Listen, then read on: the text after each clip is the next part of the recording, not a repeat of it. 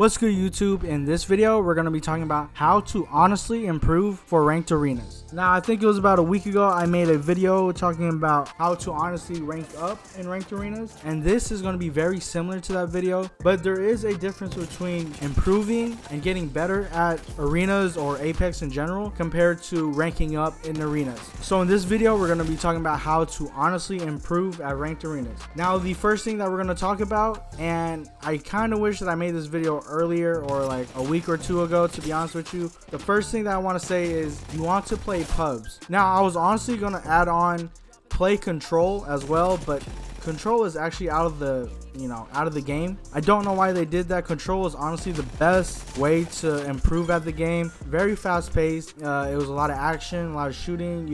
It was just a very good game mode. I don't know why they took it out. Hopefully they bring it back and make it permanent. But the second best way for instead of control is playing pubs. Now, I would recommend playing pub arenas, and when you play pub arenas, you want to play it as a solo. Remember, the goal here is to improve at the game. So if you want to improve, try not to rely on your teammates as much. So don't bring your cracked out teammates, your teammates that will carry you or anything. Just focus on yourself when you play pub arenas. Focus on your gameplay, your game sense, focus on your positioning, your gunfights, of course, and focus on also being a good teammate. Focus on watching over your teammates, your random teammates, and stuff like that. This is definitely going to help you and improve you for the ranked arenas. But the first way, like I said, is playing pubs and control. If it does come back in the future, play those two game modes. They'll help out a lot. Now, the second thing that we're going to talk about to improve for ranked arenas is choosing your legend.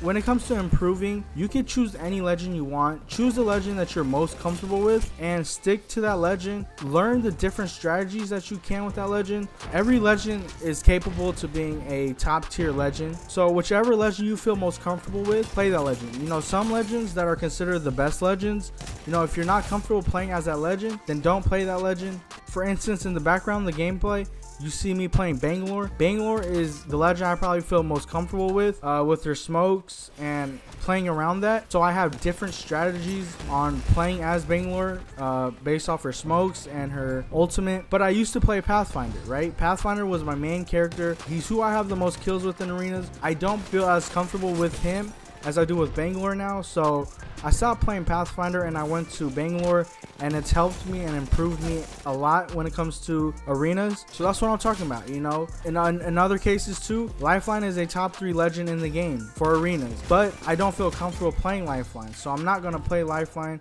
So play the legend that you feel comfortable with and learn the different types of strategies that you could do to win games. Now, the third thing that we're gonna be talking about is the gun. Now, in the video that I made a week ago talking about how to honestly rank up, I was talking about using the best guns in the game.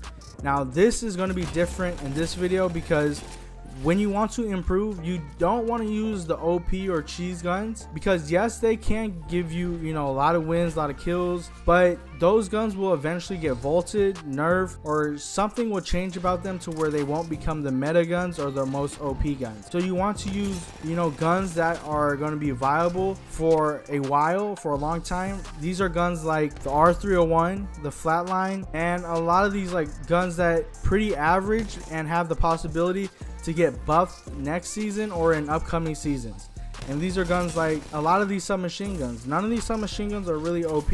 Using any of these types of guns are going to help you a lot for right now and for the future, because they have the possibility of getting buffed. But definitely stick to 1 or 2 guns. For instance, I see a lot of people, they'll use the Flatline in rounds 1, 2, maybe 3, and then in rounds 4 and on, they'll go to the R301. So that's a strategy that a lot of people do.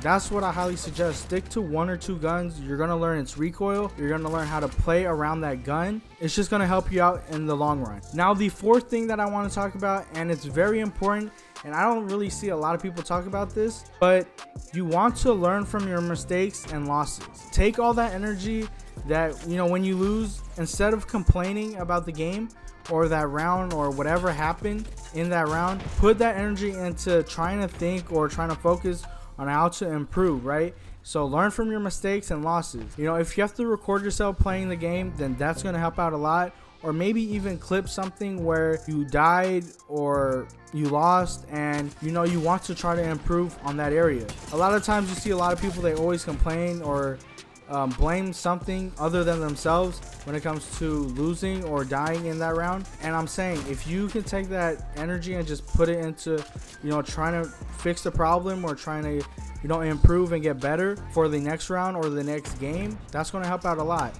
Also, when it comes to that, you can also look at it as, you know, whatever the enemy did to you to kill you or give you a hard time, you know, try to use that and use it for the next game. Always keep that in mind on what the enemies do to you guys if they're beating you guys with ease, because you could take their strategy and then use it next game.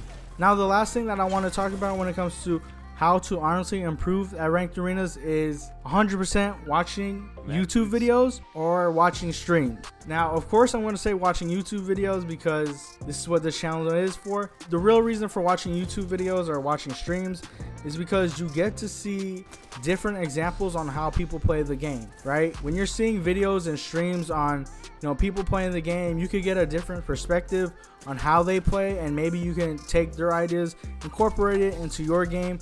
I highly and always suggest to always look at the background of the video to see the gameplay, and this is going to help you guys out a lot. But yeah, also another thing too is you guys can always check out, you know, the channel. And something I also want to say is, if you guys see a legend on the thumbnail, that usually means that I'm playing that legend in that video. So if there's a certain legend that you want to see me play as, look at the video and click on the video that has the thumbnail of the legend. You can definitely mute the video and just focus on the gameplay, but I highly suggest watching as many YouTube videos. It's going to help a lot when it comes to getting better and improving at Apex in general. Focus on things like the positioning, focus on the movement, focus on the decision making that, you know, when you watch the videos and streams, it's going to help you out a lot. But yeah, this is the video. These were the 5 things that I wanted to talk about when it comes to how to honestly improve for ranked arenas. This is everything that I do, everything that I've done to improve throughout what season. Arenas came out in season 9. And it went from ranked in season 10 all the way until now. So let me know what you guys think of this video. If you did like the video, don't forget to leave a like, comment, and subscribe. I'll see you guys on the next one.